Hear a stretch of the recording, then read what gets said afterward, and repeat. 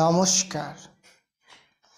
পরকীয়া গল্পে ২ নম্বর পর্বে আপনাকে স্বাগত। কথা না বাড়িয়ে পরকীয়া গল্পের ২ নম্বর পর্বটি শুরু করা যাক।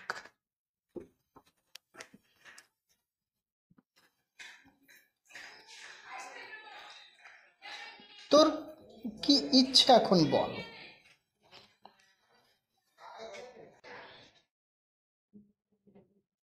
ঐশানী আকৃতার বেস্ট ফ্রেন্ড, একই শহরের বাসিন্দা ওরা। আমার ইচ্ছে অনিচ্ছা কিছুই জানি না, তবে সমর্পণের সাথে টুকটাক কথাবার্তা হয়। এখনো এসব কিছু ভাবিনি, আকৃতা বলল। ঘটনাচক্রে আকৃতার কলেজ থেকে ফিরতি পথে বেস্ট ফ্রেন্ড ঐশানীর সাথে রাস্তায় দেখা হলো। প্রায় মাস ২ পর দেখা হলো ওদের। ছোটকালের বন্ধু, তাই আন্তরিকতা নিয়ে কোনো প্রশ্নই হবে না। রাস্তাঘাটে সব ধরনের আলোচনা সম্ভব নয়, তাই পরের দিন ওরা একটি রেস্টুরেন্টে দেখা করল। তারপর ঐশানী নিজে থেকেই সমর্পণের কথা বলল। যদি ও তোর সাথে সেক্স করতে চায় তখন কি করবি? আমাদের মধ্যে এরকম কোনো আলোচনাই হয়নি। ২ মাস তো হলো, তবে বন্ধুত্ব হয়েছে কিনা তাও বলতে পারবো না। মাঝে মধ্যেই হাই, হ্যালো, গুড মর্নিং এসবই সীমাবদ্ধ আছে। আচ্ছা, আমি একটা কথা জিজ্ঞেস করি, অভিমন্যুদার কি কারোর সাথে লাইন আছে? আছে, স্পাই লাগিয়ে রীতিমতো খোঁজ নিয়ে দেখেছে। তাই যদি হয় তাহলে ওদের সাথেও তো সেক্সুয়াল রিলেশন রাখতে পারে। আমি বিশ্বাস করি না, কারণ ওর সাথে লাস্ট ১ বছর আগে আমার হয়েছিল। তখন দেখেছি ও ১ মিনিটের মধ্যেই কেলিয়ে গিয়েছিল। তাহলে গার্লফ্রেন্ডগুলো টিকছে কি করে? ওদের সাথে উপরে উপরে সম্পর্ক রাখছে, বেশি ডিপ রিলেশন করছে না, ব্যাস এটাই হবে। হ্যাঁ, তাও হতে পারে। তুই ওদেরকে ফোন করে সত্যিটা বলে দিচ্ছিস না কেন? আমি বললেই যেন ওরা বিশ্বাস করার জন্য বসে আছে। উল্টে ওর গার্লফ্রেন্ড আমাকে কল করে কি বলেছে জানিস? কি বলে? তোমার কাছে ওর বউ হওয়ার পরিচয় আছে, কিন্তু আমার কাছে তা নেই। কিন্তু আমি ওকেই ভালোবাসি, কারণ আমাদের সম্পর্ক আত্মার সম্পর্ক, মনের সম্পর্ক, ব্যাস। শরীরের সম্পর্ক কিন্তু বলল না। না, বলেনি। তুই তখন কি বললি? তোর বরের নপুংসকের মুখোশটা টেনে খুলে দিলি না কেন? পাগল নাকি? আমি বললেই যেন বিশ্বাস করার জন্য বসে আছে। তাছাড়া ওর তো টাকার মজা লুটছে, আর আমি কি নিয়ে বাঁচবো বলতো? না কেয়ার, না ভালোবাসা। শরীর কথা নয়, ছেড়েই দিলাম। হ্যাঁ, খুবই মর্মান্তিক। থাক, তবু বলতেই পারতিস। বলিসনি যখন, কি বললি ওকে সেটা বল। কি আর বলবো, কিছুই বললাম না। মুখের উপর লাইন কেটে দিলাম। আমি খোঁজ নিয়ে যেটুকু দেখেছি তাতে ওই মহিলা বিবাহিত। আর ওদের প্রেম ভালোবাসার সম্পর্ক আমাদের বিয়ের আগে থেকেই। অভিমন্দ ওই মহিলার পিছনে দেদার টাকা খরচ করে। মহিলা টাকার মজা পেয়ে গেছে, সে তো ফ্রিতে টাকার মজা নেবেই। তাহলে তোকে বিয়ে করলো কেন? লোক দেখানো। বউ আছে মানে পুরুষত্ব নিয়ে কোনো প্রশ্ন তুলবে না। আর আমি এখন পুরো বোকা বনে গেছি। কিরকম বোকা? ইস, বিয়ের আগে ওর সাথে ফিজিক্যাল রিলেশন করলে আজ অন্তত এরকম দিন দেখতে হতো না। তখন কি আর এসব বুঝতাম? আর ও আমাকে বলতো যা হবে বিয়ের পরে। বিয়ের পরে তো তুমি আমার বউ হয়েই যাবে, তখন আর কোনো সমস্যা নেই। আর তুই তাই বিশ্বাস করলি? করলাম, কারণ এত নির্লজ্জ আমি নই যে বিয়ের আগেই হবু বরকে টেনে নিয়ে বিছানায় শুয়ে পড়ব। জানি। আর কলেজে ভীষণ বোকাও ছিলিস তুই। এত ভালো ভালো ছেলেদের প্রপোজ ডিনাই করলি। আবার একটা দীর্ঘশ্বাস ফেলে। না হলে তুই যেখানে সারা দিন রাত বই নিয়ে ডুবে থাকতি, আর আমরা সেখানে প্রেম করতাম, আড্ডা মারতাম। ইস রে, তোর কপালটাই ফাটা। আচ্ছা বাদ দে, তুই সেদিন রাত অভিমন্দকে কোন কথা শোনালি না? ভাবলাম রাতে জিজ্ঞেস করব। রোজকার মতো রোজকার মতো রাত 12টায় ফিরল, কিন্তু চোখ মুখের যা ভাব আর মূর্তি দেখলাম, তা তোকে জিজ্ঞেস করা বা গোখরো সাপের লেজে পাড়া দেওয়া একই সমান। রাত দুপুরে অশান্তি করলে শ্বশুর শাশুড়ি তেড়ে আসবে। রাবণের গোষ্ঠীর সাথে ঝগড়া করে পারা যায় না, ভীষণ বেলাইনে কথা বলে। সত্যি বিশাল জ্বালায় পড়েছিস রে। এসব কাউকে বললে খিল্লি ওড়াবে। থাক, আর কাউকে বলিস না। ইস রে, এতদিন থেকে তিল তিল করে জমানো সোশ্যাল রেপুটেশনেরও বাঁশ হয়ে যাবে। সেই জন্যই এসব কাউকে বলি না। ভেবেছিলাম তোকেই ফোন করে বলবো, তারপর দেখা হয়ে গেল বলে খুব ভালো লাগে। আমাকে বলেছিস, তাই বলে কাউকে বলিস না যেন। তোর তো আবার অনেক বন্ধু বান্ধবী। আরে তোর কি মাথা খারাপ? আমি এসব কাউকে বলিনি, ওরা সব সুখের পায়রা। কিন্তু কি করব বল, কিছু একটা নিয়ে তো বেঁচে থাকতে হবে। চিন্তা করিস না, এই ফার্স্ট তোকেই বললাম। আর শোন, আবেগের বশেও কাউকে বলিস না। না, বলবো না। তোর শাশুড়ি কেমন? শাশুড়ির গল্প আরেকদিন হবে। এখন এটা কি করব বল। আকৃতা কিন্তু সমর্পণকে ব্লক করতে পারেনি, কিন্তু ভালোবাসা বা সেক্স চ্যাট করতেও উৎসাহ দেখায়নি। আকৃতার পুরুষ সম্পর্কিত এ যাবৎ হওয়া অভিজ্ঞতার মধ্যে সমর্পণ ব্যতিক্রম হিসাবে পরিগণিত হয়েছে। এসব কিছু ও নির্দ্বিধায় জানাল। ঐশানী বলল, যেমন আছে চলতে দে, কোথায় ঠেকে। এই মুহূর্তে তো কিছুই বলা যাবে না, আগে ওর সব অরিজিনাল বায়োডাটা নে। আচ্ছা, জানিস আমার মনে হয় ও কোনো স্টুডেন্ট নয়। কি করে বুঝলি? সারাদিন স্টুডেন্ট নিয়েই তো কারবার আমার, তাই স্টুডেন্টদের মেন্টালিটি বুঝবো না? অবাক করলি। তাই তো বুঝলাম। তুই কি অভিমন্যুকে ডিভোর্স দিতে চাস? না, কারণ এই সমাজে ওর যতটা না বদনাম হবে, তার চেয়ে অনেক বেশি বদনাম হবে আমার। আমার মা বাবা এই বয়সে এসে স্ট্রোক করবে, ইত্যাদি ইত্যাদি। না না, তাদের বুঝিয়ে বললে, কেন বুঝবে না? তুই এই যুগে থেকেও এসব মানিস? হ্যাঁ, মানি, কারণ আমরা সমাজের বাইরে কেউ নই।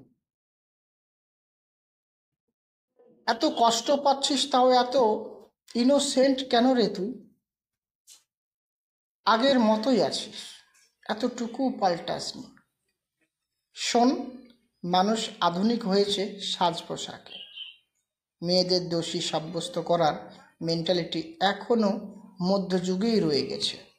চল উঠব বলে আকৃতা উঠে পড়ল। ইশারায় দেখালো রেস্টুরেন্টে অভিমন্দ এবং ওর 4জন বন্ধু ঢুকেছে। সুতরাং বাধ্য হয়েই ওদের স্থান ত্যাগ করতে হলো। সেদিনের মতো আলোচনা সমাপ্ত করতে বাধ্য হলো। আবার এলো সমর্পণের কল। ঐশানীর সাথে দেখা হওয়ার পর 2 দিন কেটে গেল। আকৃতার গতানুগতিক ভাবে না, সমর্পণের সাথে রিলেশন এগোচ্ছে না।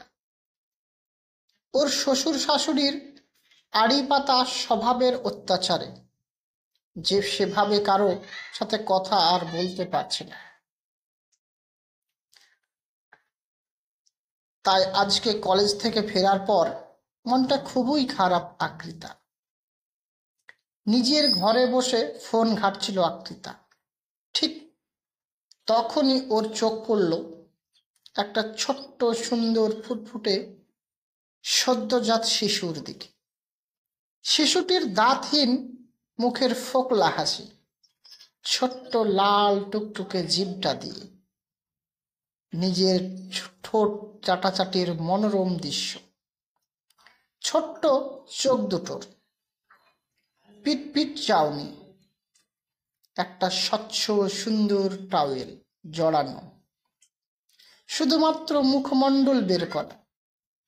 এটুকু নিয়েই তৈরি মাত্র 15 সেকেন্ডের একটা ভিডিও। নিচে লেখা, আমার ছেলে। ঠিক একই সময়ে আকৃতার শ্বশুরবাড়ির গ্রাউন্ড ফ্লোরের ঘরে কুটকাচালিতেই ব্যস্ত 2 প্রাণী। তারা আর কেউ না, আকৃতার পরম শ্রদ্ধেয় শ্বশুর শাশুড়ি। তারা আকৃতার হাতের বানানো চায়ের স্বাদ নিতে নিতেই প্রতিদিনের স্বভাববশত আকৃতার নিন্দা চর্চার গান শুরু করল। যারা দুজনেই ওকে আজ বাজা উপাধি দিয়েই ক্ষান্ত হলেন না। তেনারা দুজনেই দুজনকে জানালেন আকৃতার সন্তান না হওয়ার পিছনে কারণ হলো আকৃতার বন্ধাত্ব দোষ। তাদের ছেলে যে এরকমের কোনো সমস্যা থাকতে পারে না, এটা এই পৃথিবীর সর্বোচ্চ অবিশ্বাস্যকর ঘটনা। এরকম আবার হয় নাকি? এই 2 বয়স্ক ভদ্রলোক আর ভদ্র মহিলার একটা স্পষ্ট কথা, বাচ্চা পুরুষের কারণেই হবে। এক্ষেত্রে মহিলা পুরোই ক্রেডিটলেস। আর যদি বাচ্চা না হয় তাহলে মহিলার দোষেই হবে। পুরুষের কোনো দোষ আছে নাকি? নেভার। এটা নিয়েই তারা শুরু করলো জোর কদম জল্পনা। এমনিতেই তারা আকৃতার প্রতি চূড়ান্তভাবে বিরক্ত। 3 বছর থেকে সহ্য করেছি, আর কত সহ্য করা যায়? না, এবার একটা হেস্তনেস্ত করতেই হবে। ডাকো ওকে বলে সিদ্ধান্ত নিলেন আকৃতার পরম শ্রদ্ধেয় শ্বশুর মহাশয়। আমার ছেলে হোয়াটসঅ্যাপ স্ট্যাটাস ভিডিও দিয়েছে। আকাঙ্ক্ষা, ওই সদ্যজাত শিশুর মা, আকৃতার এক ক্লাস ফ্রেন্ড। আকৃতা এবং আকাঙ্ক্ষার বিয়ের ডেট পড়েছিল একই দিনে। সেই জন্য ওর বিয়েতে যেতে পারেনি বলে খুব রাগ করেছিল আকাঙ্ক্ষা। আকাঙ্ক্ষার পক্ষে সম্ভব হয়নি বলেও নিজেই আকৃতাকে ওর বলেছিল বিয়ের ডেটটা চেঞ্জ করতে। কিন্তু অভিমন্দ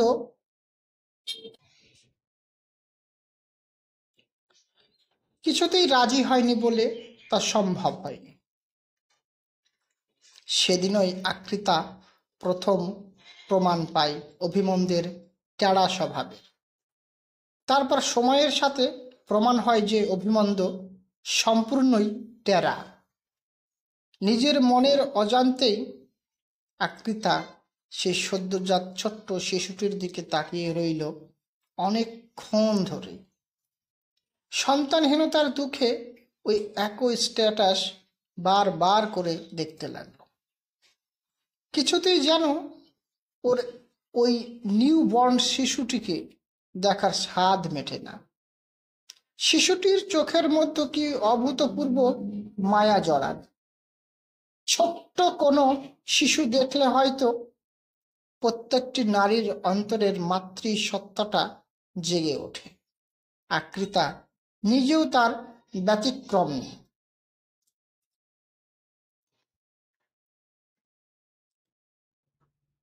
মাতৃসত্তা জেগে উঠল।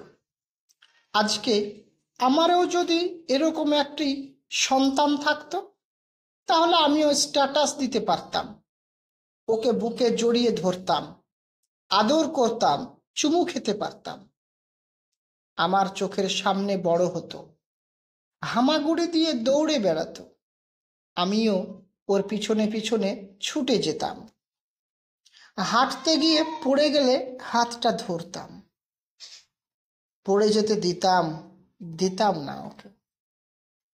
ও তো আমার নারী ছেঁড়া ধন হতো। আমাকে একমাত্র আমাকেই ও মা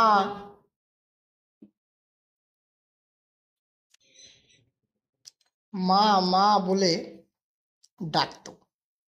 ওহ, ওকে বুকে জড়িয়ে আমার হাহাকার অন্তরটা জুড়িয়ে যেত। এই সব ভাবনায় ওর চোখ দুটোই জলে ভরে উঠল। চোখ দুটো মুছে নেওয়ার পাশাপাশি নিজেই নিজেকে বোঝানোর চেষ্টা করলো, না, এগুলো এখন আমার কাছে শুধুই দুঃস্বপ্ন। আমার স্বামী তো 1 বছর থেকে আমাকে স্পর্শই করেনি। আমার গর্ভে সন্তান ধারণ কি হবে প্রশ্নই আসে না। অলীক অবাস্তব স্বপ্ন। আকৃতা নিজের সুপ্ত আকাঙ্ক্ষাকে নিজের মনের ভেতরেই লুপ্ত করে। 3 দিনের এই নিউ বর্ন বেবিকে ভিডিও কলেই দর্শন করার সুযোগটা ছাড়ল না। কল করলো আকাঙ্ক্ষাকে। তখনই নার্স এসে দিল বকুনি। নার্সিংহোমে মোবাইল ব্যবহার করছেন, এসব নিয়ম কানুনকে আপনাকে বলে দিতে হবে। ফটাফট মোবাইলটা অফ করে লুকিয়ে ফেলে আকাঙ্ক্ষা। নার্সের বকুনিটা আকৃতার হৃদয়ের তীরের মধ্যেই বিঁধলে।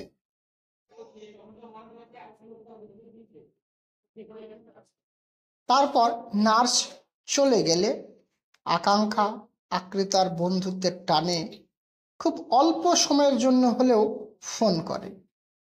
এদিকে আকৃতা আক্ষেপের জ্বালায় মরে যাচ্ছিল।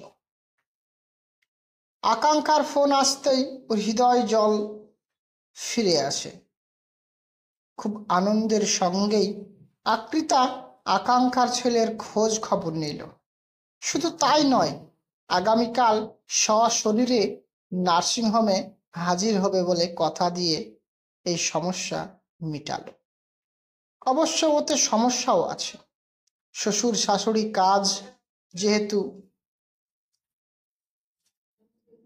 নাই, তাই ওকে চোখে চোখে রাখাটাই হচ্ছে ওনাদের একমাত্র অদ্বিতীয় কাজ।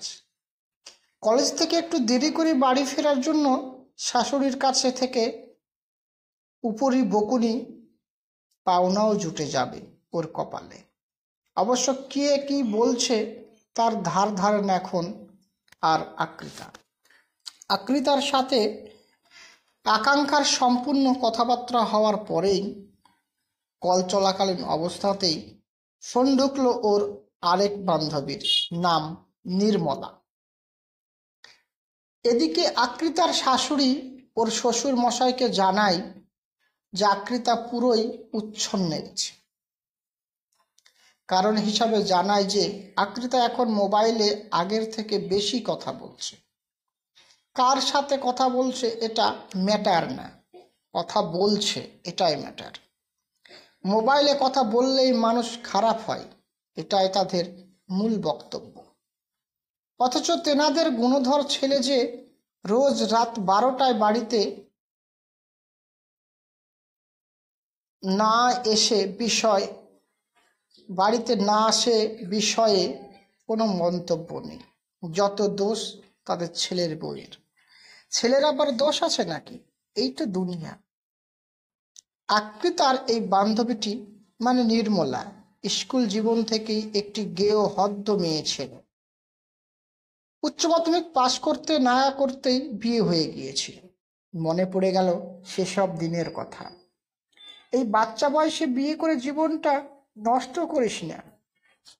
এখন সেদিনের সেই আকৃতার আজ মনে হয়। লেখাপড়া না শিখে নির্মলার জীবনটা 12 আনা মিছে হয়েছে, অথচ হায়েস্ট ইউনিক ডিগ্রি নিয়েও আমার জীবনটা 16 আনাই মিছে হয়েছে। কিন্তু এই ধ্রুব সত্য কথাটা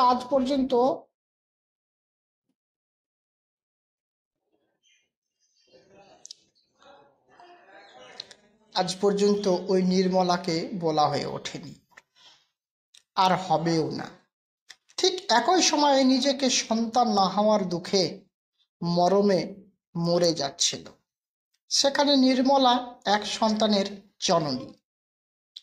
একাকিত্ব এবং সন্তানহীনতার জন্য দগ্ধ হতে হতে নির্মলার সাথে ফোনালাপ চলাকালীন অবস্থাতেই আকৃতার মনে পড়ে গেল কত পুরনো স্মৃতি। নির্মলার বর ছোটখাটো একটা ব্যবসা করে, কিন্তু অভাবী হলেও দুজনেই ভীষণ সংসারী। ওদের সংসার জীবনের ছোটখাটো কথাগুলো নির্মলা অত্যন্ত সহজ সরলভাবে বিশ্বাসের সঙ্গে আকৃতাকেই শেয়ার করে।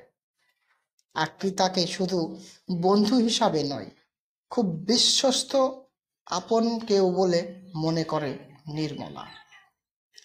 এটাই ভেবে মনটা জুড়িয়ে যায় আকৃতার। তবে মাঝে মধ্যেই কোনো সে অজ্ঞাত কারণে ওর মনটা উদাসও হয়ে গেল। নির্মলা আর ওর বর দুজন মিলে খুব কষ্ট করে ওদের একমাত্র ছেলেটাকে একটা ইংলিশ মিডিয়াম স্কুলে পড়ে।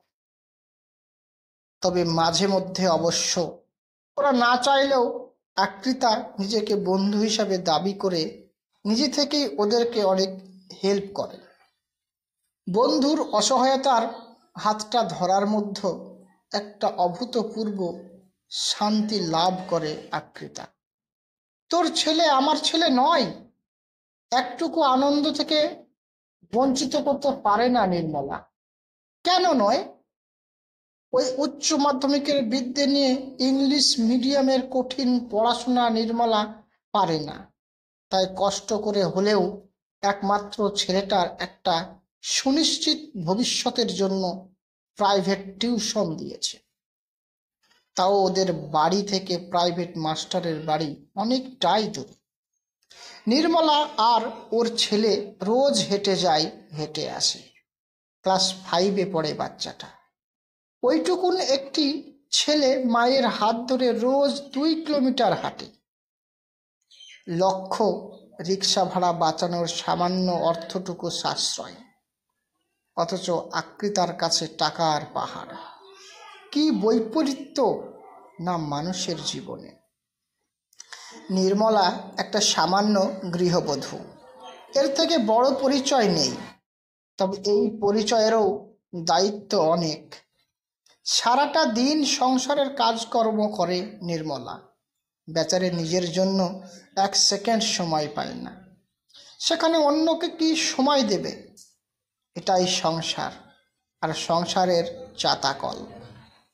আর সন্ধ্যার অন্ধকারে ছেলের প্রাইভেট টিউশন থেকে বেরিয়ে আসার সময় গলি থেকে রাস্তাটুকু দিয়ে আসবার সময় যেটুকু সময় পায় নির্মলা, সেটুকু আকৃতার সাথে গল্প করার জন্যই বরাদ্দ। আকৃতা এ হলো নির্মলার সেই বন্ধু যিনি গত মাসে ওকে একটা সেলাই মেশিন কিনে দিয়ে ওকে বলেছে, আমি জানি তুই ছোটবেলা থেকেই হাতের কাজে ভালো, তাই তোকে এটা গিফট করলাম, একদম না করবি না। অভাবের টানাটানির সংসার, একটি সেলাই মেশিন বহুদিনের একটি প্রয়োজনীয় শখ পূর্ণ করেছে আকৃতা। চোখের সামনে এত সুন্দর একটি সেলাই মেশিন দিয়ে চোখে জল এসে যায় নির্মলার, কিন্তু আকৃতার মুখের ওপরে ওটার দাম দেওয়ার কথা বলতে পারেনি নির্মলা। সত্যিকারের বন্ধুত্বগুলো বুঝি এইরকমই হয়, যেখানে স্টে লেভেলের মান শূন্য, আন্তরিকতা অসীম। বন্ধু আর বন্ধুত্বগুলো এভাবেই বেঁচে থাক পৃথিবীতে। আকৃতার সঙ্গে গল্প করতে ওর বেশি ভালো লাগে নির্মলার। বিশেষত্ব কিছুই নেই, রোজ একই গল্প, তবুও শুনতে খারাপ লাগে না আকৃতার। কি রান্না হলো, কি তরকারি, হাতা খুন্তি থালা বাসন, ছেলের স্কুল, চিৎকার চেঁচামেচি, অনলাইন ক্লাস, বড়ের সাথে ছোটখাটো খুনসুটি ঝগড়া, হাবিজাবি সব মিলিয়ে পাক্কা গৃহবধূ হয়ে গেছে নির্মলা। এক কথায় সোহাগী গৃহবধূ। আকৃতার মনটা হঠাৎ করে উড়ে চলে যায় অনেক দূরের দেশে। অতুল সম্পদ, বৈভব, প্রাচুর্যের মাঝখানেও ওর মনে হয় ওর জীবনের ভবিষ্যৎ বলতে কিছু নেই। ঠিক তখনই মোবাইলের স্ক্রিনে ভেসে এলো সমর্পণ কলিং। অগত্যা আর্জেন্ট কল বলে নির্মলার কলটা কেটে দিয়ে সমর্পণের কলটা রিসিভ করতেই ওপাশ থেকে ভেসে উঠল, আমি কি আপনাকে ভুল সময়ে কল করেছি? আকৃতা উত্তর দিল, না। কি বলবেন বলুন। বলার তো অনেক কিছুই আছে, কিন্তু আপনি শুনবেন কি? আপনি তো সব সময়ই ব্যস্ত। এখন কি হাতে সময় আছে আপনার? হ্যাঁ বলুন। মুখে এই কথা বললেও মনে মনে ভাবল, কখন যে শাশুড়ি রাক্ষসীর আবির্ভাব হয় কে জানে। অনেকক্ষণ থেকে তো খবর নেই, কখন আসে কে জানে। কারণ এতক্ষণ নির্মলার সঙ্গে কথা বলায় কিছুটা সময় নষ্ট হয়েছে, এরই মধ্যে আবার সমর্পণের সাথে কথা বলার মতো সময় অবশিষ্ট নেই। আকৃতা বোঝে ওর উপরে শ্বশুর শাশুড়ি চূড়ান্তভাবে রেগে আছে, যে কোনো সময় একটা অঘটন ঘটতেই পারে। তারা তো পায়ে পাড়া দিয়ে ঝগড়া করার অপেক্ষা করছে। ওর শাশুড়িটা যেমন তেমন, শ্বশুর তো মস্ত ভয়ানক। তিনি তো পরপুরুষের সাথে কথা বলার অপরাধে ওকে বাড়ি থেকেই তাড়িয়ে দেবেন। আর রইল পড়ে অভিমন্দ, ঝোলের লাউ অম্বলের কদু। ওর কাছে আকৃতার কি কোনো অস্তিত্ব আছে? এসব কথা ভাবতে ভাবতেই আকৃতা টুকটাক ফরমাল কথা বলছিল সমর্পণের সাথে। হঠাৎ ওর সামনে ভেসে উঠল একটা ছায়া মূর্তি। বুকটা কেঁপে উঠল ওর। যেই ছায়াটা দরজার আড়াল থেকে সঙ্গে সঙ্গে প্রকট হয়ে গেল সাক্ষাৎ রাক্ষসিনী রূপে। ওটাকে দেখেই মহা আতঙ্কের সাথে ফট করে সমর্পণের মুখের ওপর লাইনটা কেটে দিল আকৃতা। ওর মাথায় ঘুরতে লাগলো একটাই কথা, আমাকে মোবাইলের কথা বলতে দেখেনি তো? ফোনে কথা বলতে দেখলেই তো রক্ষায় নেই, খুন টুন না করে ফেলে। সর্বনাশ! তাড়াতাড়ি মোবাইলটা লুকিয়ে রাখলো আকৃতা। অপরাধ না করলে অপরাধীর মতন মাথা নিচু করে বসে রইল ও। ওর মাথায় ঘুরতে থাকলো তখন একটাই কথা, এটা বাপের বাড়ি না, এটা শ্বশুর বাড়ি। তাই ওর মনে স্বামী সুখের বঞ্চনা এবং সন্তানহীনতার দুঃখ যত থাকুক না কেন, শ্বশুর বাড়িতে থেকে পরপুরুষের সাথে কথা বলা আর মার্ডার কেসের আসামি হওয়াটা একই ব্যাপার। দেখে ফেললে নির্ঘাত প্রলয় আসবে। তৃতীয় পর্বের জন্য অপেক্ষায় থাকুন। আর ততক্ষণ আপনারা ভালো থাকুন, সুস্থ থাকুন, এটাই কামনা করি। ধন্যবাদ।